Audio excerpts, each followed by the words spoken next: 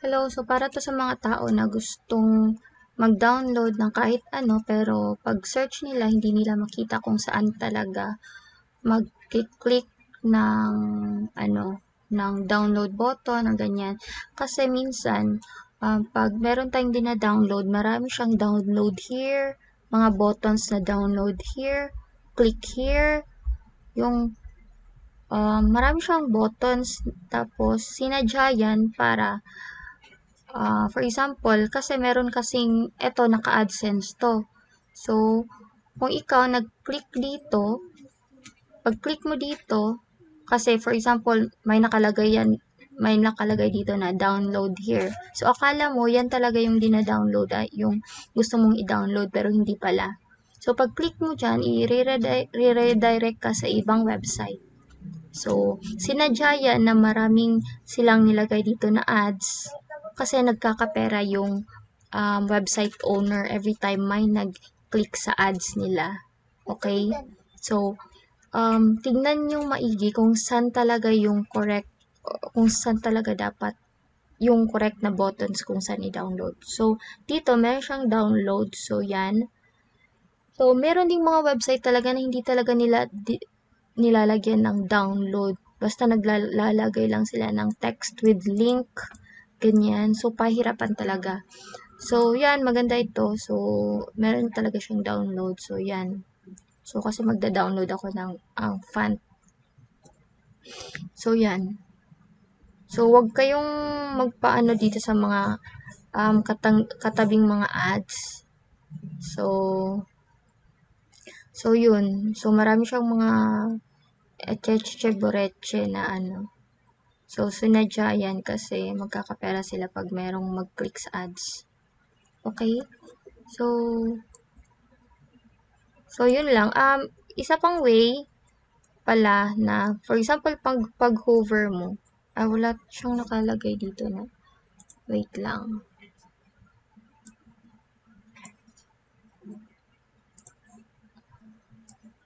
So, isa pang ano pala, um,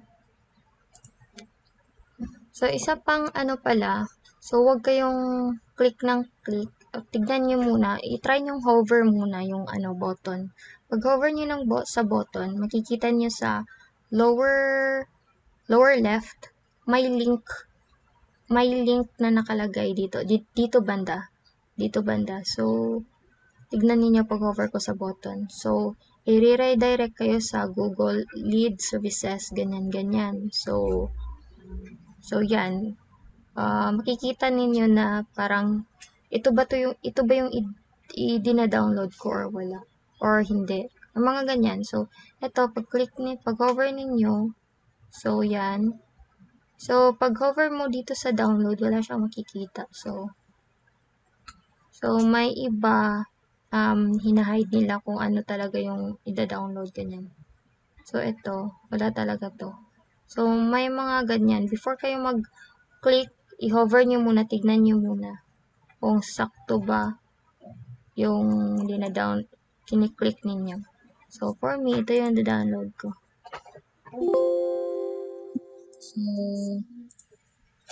So, that's it.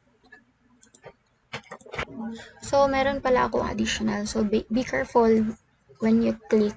Kasi minsan, pag click ninyo, virus na pala yun. So, ako nag-click ako up to maximum of 2 links. So, for example, pag click ko, i-redirect ako sa ibang website. Tapos, pag click ko ng isang button na download here, i-redirect na naman. So, pag after 2 clicks ko, hindi ko pa makita kung saan ko i-download. Nagpuproceed na ako sa ibang website. Hindi ko na inaano yun kasi baka parang patibong siya para makaklik ka ng virus or what. Yun, so, yun, up to 2 maximum links lang ako. So, normal lang yung i-redirect ka. Pero hindi na normal yung maraming i-redirect ka sa maraming website. For example, 3 to 4. So, yun.